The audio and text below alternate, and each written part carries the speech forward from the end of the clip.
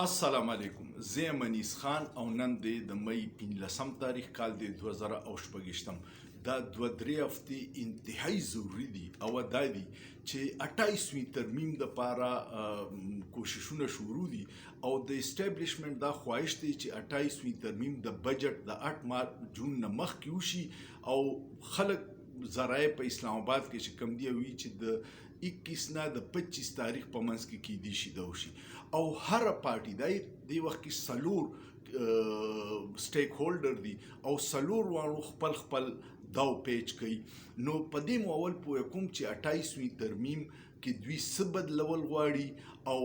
د دې مقصد څه دی د ټول نه غټ شي چې پکې بدلول غواړي 28 ترمیم کې هغه NFC ایوارډ دی NFC ایوارډ وی نیشنل فینانس کمیشن ایوارډ دا یو داسې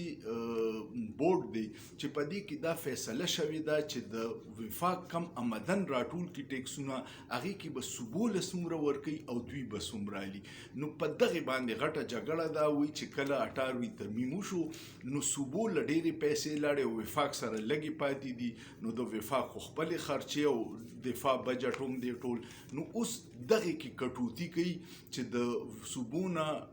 پیسې کموي او وفاق مضبوطی یو پکې دا دی د دې وخت کې چې کم د 2010 NFC ایوارډ دی د هغې فارموله دا ده چې پای کې صوبو ته د 100% کې 57.5 هغې کې صوبو ته ملاویږي په دې کې یو حصه چې دا 10.34 د پنجاب ده 24.55 د سند ده خیبر پختونخوا ته 14.62 حصه ملاویږي او بلوچستان ته 9.09 ملاویږي دا د اربونو روپۍ دي نو دا صوبو ته ملاویږي په دې باندې وفاق خپه دي یعنی اصلي مالکانان خپه دي او هغوی وایي چې دا تی اوس راکمې کړي چې زموږ وفاق سره پیسې ډېرې شي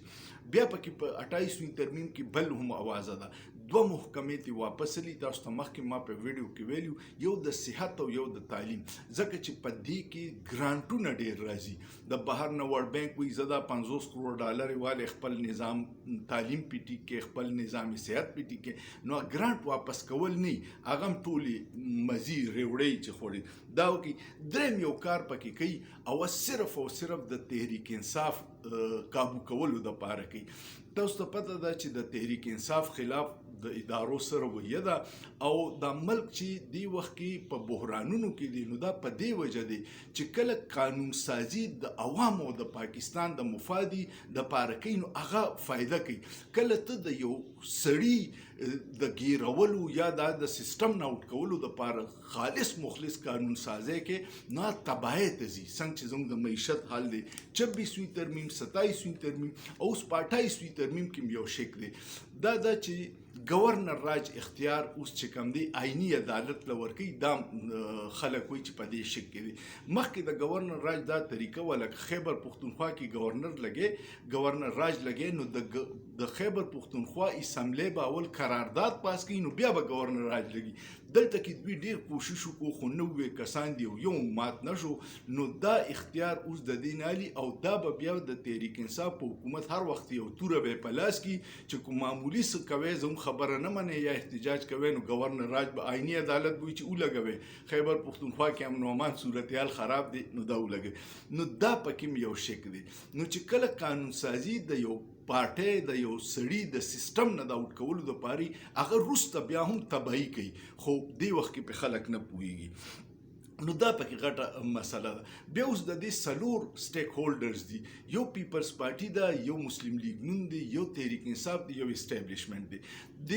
بدقسمتۍ ته د دې درې واڼو ګوره چې سلور کاله بدترین ظلمونه وشو په عمران خان 300 FIR دي پارټي وله ماته کړه قاضي حسین احمد په جمهوریت خودکش حمله وکړه د هغه نه نشان واغستو الیکشن کمیشن فراډ وکړو خو اوس درې واڼو ته د تحریک انصاف ضرورت دی پیپلز پارټي په اسټابلیشمنت پریشر اچي چې کو تاسو مونږ تنګوي نو مونږ به د تحریک انصاف سره لاس ملاو کو. مسلم لیگ نون د اچکزی د رانا ثناء الله په ذریعه د اچکزی سره مذاکرات کوي چې کوچره پیپلز پارټي د حکومت نزي چې حکومت ختم نشي د تحریک انصاف څخه خلک ځان سره شامل کو. نو کې دي چې د هفته کې عمران خان هسپتال تم شفت کی چې د وخی چې لک سختیانی کمی دي او اسټابلیشمنت هم پیپلز پارټي ته دا وایي چې کوچره ته اوټ کیږي نو دلته کې مونږ د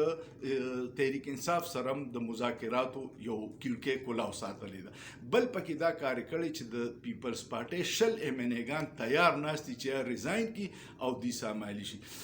پیپلز پارټي به هم په دغه تنخوا باندې کار کوي اب منی خو هغه خپل شرایط مناوي. بیا د هغې دپاره صفبندي څه ده دا تاسو چې د پینکي د اینې پینکي د 10 کاله راسو کوکین خرڅي دا هم په سند حکومت دباو اچول دي او هغې پرون دا انکشاف وکړو چې فلان کې اداکار رانه علي او د